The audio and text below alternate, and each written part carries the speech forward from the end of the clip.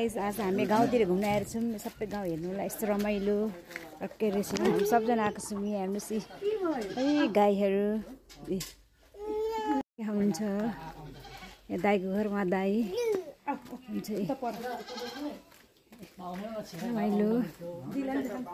यता घर दिदी हुनुहुन्छ गाइज उहाँ दिदी उहाँ चाहिँ घरधनी यता ए लिची आँप रहेछ कस्तो लाग्यो त गाउँ घुमेर रमाइलो लाग्यो राम्रो छ हामी चाहिँ यहाँ आइसक्यौँ यहाँ हामी गाइज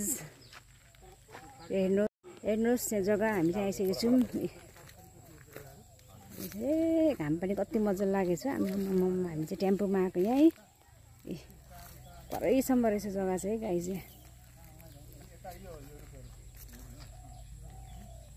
यो रुख पनि रहेछ यहाँ मजाको रहेछ